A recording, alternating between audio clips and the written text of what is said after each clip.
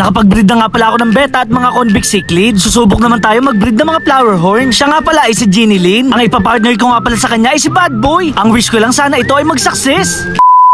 Kaya naman isang araw susubok nga pala tayo ulit mag-breed ng flower horn. Ito nga pala ang alaga kong si Ginny Lynn. Isa nga pala siyang female. Ito naman ay si Bad Boy. Male nga pala siya na napakakulit at napakabibo. Nakapag-breed na nga pala tayo ng mga convict cichlid, nakabuhay at nakapagpalaki na rin tayo ng mga beta. Dahil naiingit nga pala tayo kay Boy Ubo, magbe-breed tayo ng mga flower horn. Una, kailangan muna natin gumawa ng partition. Mabuti na lang hindi ko pa tinatapon tong salamin na ginamit ko noon. Saktong-sakto nga lang pala to para sa kanila, para hindi makatalon ang isa't isa. Bali guys, second time na nga pala ni Bad Boy at Ginny Lynn gumawa ng itlog. Ang nakakalungkot lang, kinain ni Bad Boy ang kanyang mga anak. Hindi pa kasi siya marunong maglimlim sa mga panahon na yon. Ipit nga pala ang ginagamit ko para hindi matanggal ang harang. Hindi pa kasi sila pwede magsama, kailangan muna nila magligawan. Kaya naman bago ko ilipat dito si Ginny Lynn, kailangan ko muna linisin yung tubig. Kapag maganda daw kasi ang kondisyon ng tubig, mas mabilis iitlog ang babaeng flower horn. Kaya naman kumuha na ako ng plastic. Kailangan ko muna dito ilagay si Ginny Lynn para ma-acclimate. Kumuha na rin pala ako ng malaking tile sa kapitbahay. Dito kasi papahid ng itlog ang babaeng flower horn. Claypot lang kasi ang ginamit ko noon. Kaya naman si Ginny Lynn sa lapag na lang na aquarium ng itlog. Pero ngayon sisiguraduhin ko na para naman hindi masayang ang effort ko na ginagawa ko ngayon. Ayan guys, magkasama na nga pala si Ginny Lynn at Bad Boy sa iisang aquarium. Kailangan muna nila magkapalagayan ng loob. Kapag pinagsama mo na kasi sila agad, maaari sila magkagatan. At yun naman ang ating iniiwasan. Sa mga fish keeper nga pala dyan, talagang totoo ang chismis. Usa kasing dumadami ang mga aquarium. Dito ko nga pala ilalagay yung aking pang aquascape. Naka-display na lang kasi yung binigay sa atin ni AMB. Panahon na siguro para gamitin ka, para maipakita sa kanila ang totoo mong ganda. Damo na lang pala ang kailangan nito para lumabas ang kulay. Ang kaso lang, nagkaroon ako ng problema. Hindi kasi nakalapat ng ayos at kailangan na natin tong ilipat. Mabuti na lang meron tayong mas malaking aquarium. Dito nga pala ililipat yung batch 1 na metal storm na binili ko kay Boy Ubo. Bago nga pala yung ating tubig, naglagay muna tayo ng asin. Kailangan muna natin tong halu-haluin. Ito nga pala yung sinasabi ko sa inyong metal storm. Female nga pala siya at medyo malaki ang kanyang ulo. Maglalagay din pala ako ng lava rat para maiwasan naman magkaroon ng white spot ang ating alaga. Dito ko naman ilalagay yung ating pang aquascape. 20 gallon nga pala ang sukat ng aquarium na to. Kaya naman kasyang-kasya ang ating pang design. Nakakainis lang natanggal ang ilang bahagi nito. Malayo pa naman sa amin ang bilihan ng Mighty Van. Nakakapagod lang talaga maglinis ng aquarium. Pero guys, alam nyo ba, sa tuwing ginagawa ko to, nag-i-enjoy ako. Lalo na kapag nakikita kong tapos na ang ating masterpiece. Char. Ililipat ko nga pala itong ating maliliit na beta. Sa mas malaking lalagyan ko nga pala sila ilalagay para mas mabilis silang lumaki. Napakaganda nga pala ng kanilang mga kulay. Kailangan din natin silang i-acclimate para hindi ma-water shock. Itatabi ko muna siguro ang ilang mga bahagi nito. Kahit wala gaanong design, napakagandang tingnan. Lalo siguro kapag ito ay may mga halaman. Guys, alam nyo ba sa nakakabili ng grass moss? Mukhang excited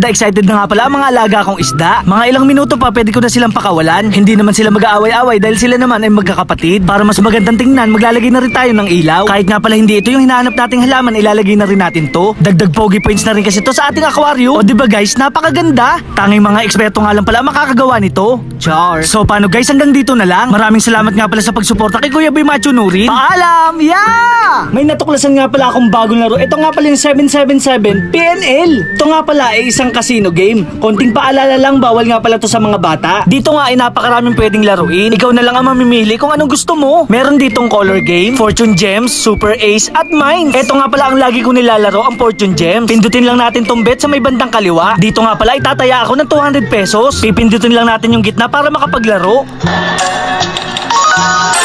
Grabe guys, yung 200 ko naging 480 pesos agad.